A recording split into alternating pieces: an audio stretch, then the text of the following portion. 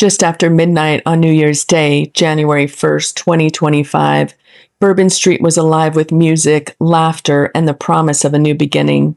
The lights of the French Quarter glowed, strangers became friends, and a city known for celebration welcomed another year together. But before dawn, that joy was shattered. In the early hours of the morning, an act of violence cut through the crowd, turning a moment meant for hope into one of profound loss. When the night finally fell silent, 14 innocent lives were gone. Dozens more were left injured, and families across the country and around the world were forever changed. This video is not about the violence. It's not about the person who carried it out.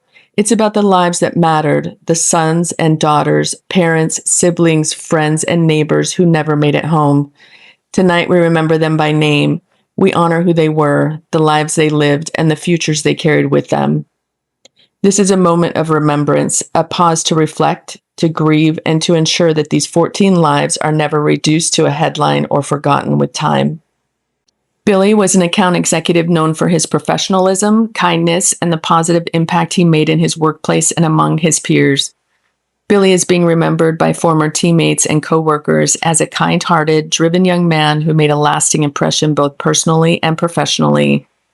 A standout lacrosse player at Homedale High School, where he graduated in 2017, Billy was described by the school's lacrosse team as a remarkable individual on and off the field. He continued his athletic and academic success at Chestnut Hill College, where he was a star student, captained the lacrosse team in 2022, and led his teammates to a championship title. Billy earned his undergraduate degree in business administration before completing a master's degree in organizational leadership in 2022. Chestnut Hill College said the entire community was reflecting on the positive impact he had on so many during this tragic time. Professionally, Billy worked for more than 2 years as an account executive in a New York office, where colleagues remembered him for his unwavering work ethic, positive attitude, and genuine kindness. Hubert was a young man from Louisiana who embodied promise and community spirit. Those who knew him remember his bright personality and the potential he carried for a full life. In a statement shared with ABC News, his family remembered Hubert as a bright presence in their lives, someone who loved deeply, gave generously, and brought joy to everyone around him. They said he had an early and lifelong passion for baseball, becoming an accomplished athlete who poured his heart into every game, and that his infectious sense of humor lit up every room he entered. He left behind memories of a young man who had so much more life to live. Reggie was a devoted father of 2. He had finished a shift at work and decided to enjoy a night out, never imagining it would be his last. His love for his children and family was the core of his life. Reggie's death was confirmed by his first cousin, Sherelle Jackson, who described the loss as devastating and senseless. "He didn't deserve this," Jackson told ABC News. "It's cruel and it's heartbreaking. I wish none of this had ever happened." Reggie leaves behind 2 young sons, 11-year-old Landon and 18-month-old Christian. Jackson remembers her cousin as the life at every gathering, someone with a big heart and an infectious sense of humor who cared deeply for the people around him. "This has affected all of us in different ways and on so many levels," she said. "We expected to share so much more life with him. He was a beautiful person who had so much more life left to live."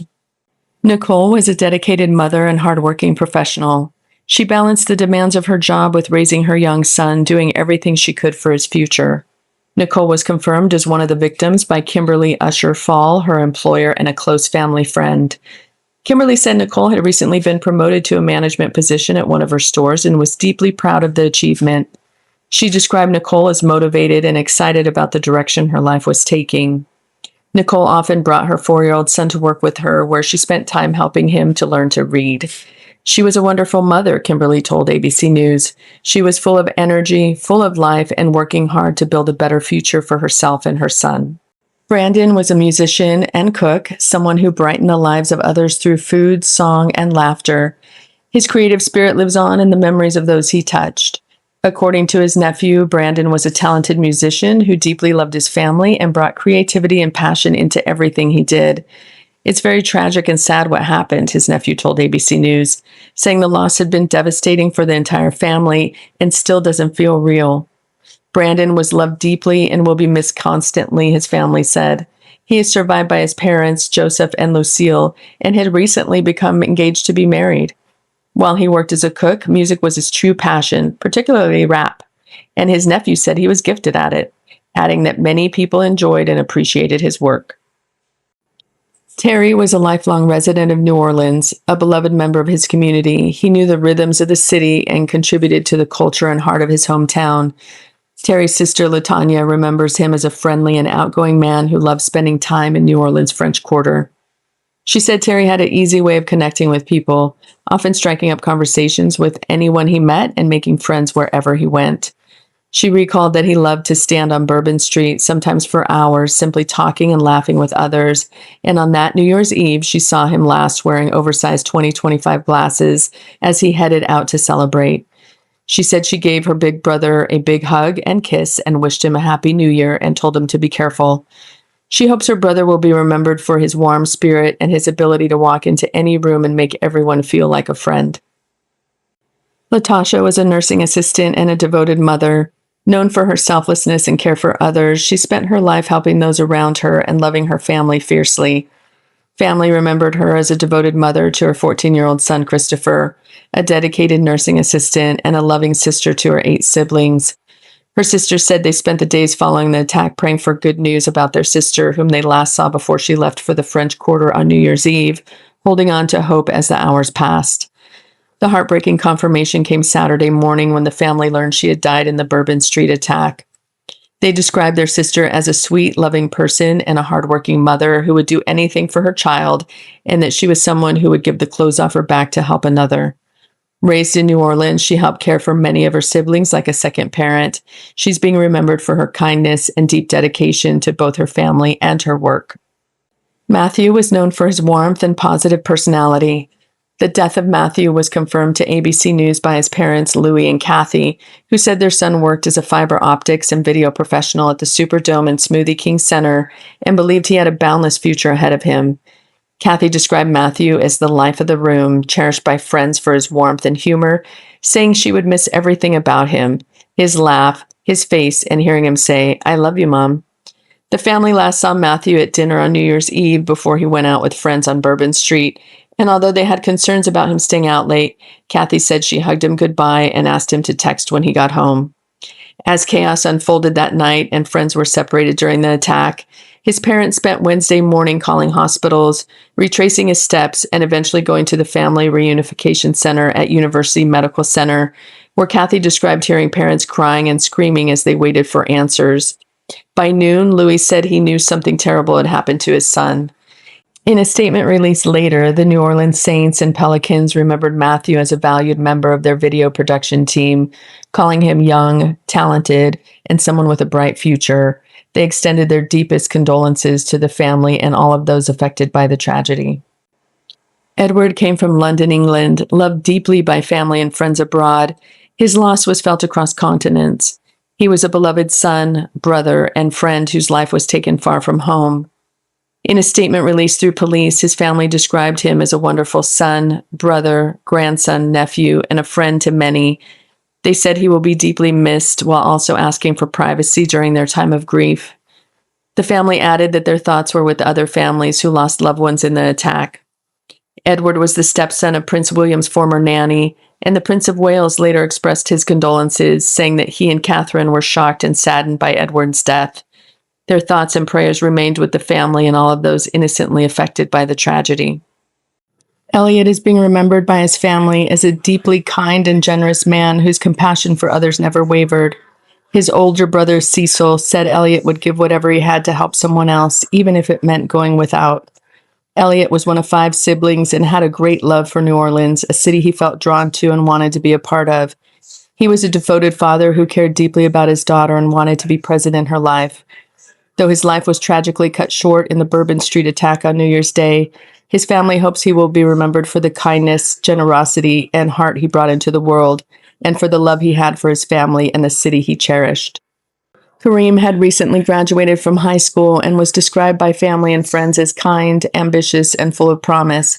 He had dreams of pursuing higher education and lived with curiosity and potential that was never fulfilled.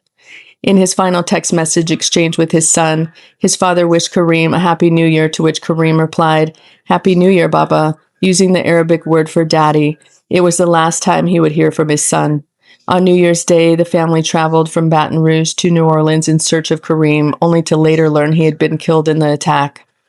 Kareem was a freshman at the University of Alabama, majoring in mechanical engineering, where he was known for his intelligence, dedication, and strong work ethic. In a family statement, relatives described him as an incredibly smart and driven student, a talent athlete with a strong sense of teamwork, and above all, a kind and loving person who was always there for his family and friends. Tiger was a graduate of Princeton University and former standout football player. Tiger was known for his leadership and spirit. After college, he moved to New York, where he built his life, but never forgot his roots in Louisiana. Michelle said her son played football at Princeton University and moved to New York City after graduating in 2021 to work for Seaport Global, a capital market.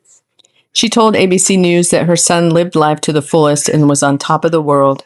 She said her son was in Louisiana for a long weekend of hunting and fishing, two of his favorite activities, with college friends from Princeton. He was scheduled to fly back to New York City that Wednesday afternoon.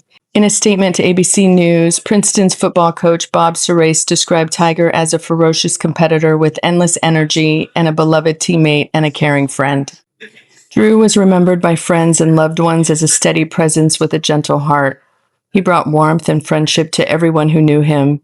Drew's death was confirmed in a statement issued by Auburn University President Christopher B. Roberts, who said Drew was a 2023 graduate of the university and expressed heartfelt condolences to his family and loved ones.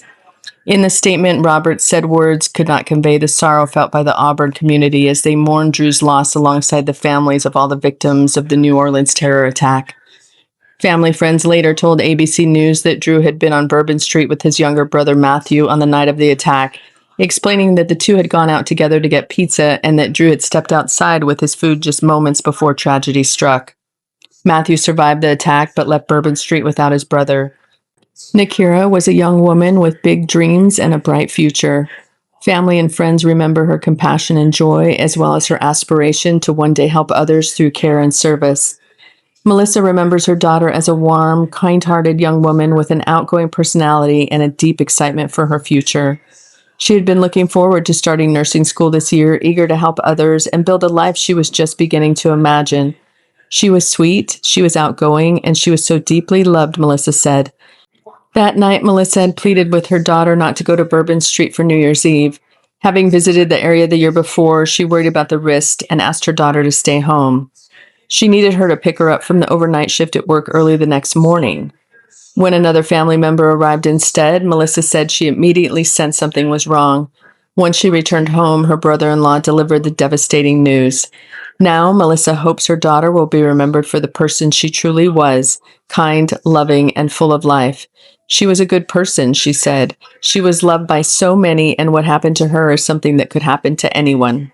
In the aftermath of the tragedy, New Orleans and communities far beyond the city came together to honor the lives lost. Memorials and tributes were held throughout the year, offering spaces for grief, remembrance, and unity. The victims and first responders were also honored at major events, including a solemn tribute during the Super Bowl in New Orleans, where their names were carried onto the field in a powerful moment of collective mourning and respect.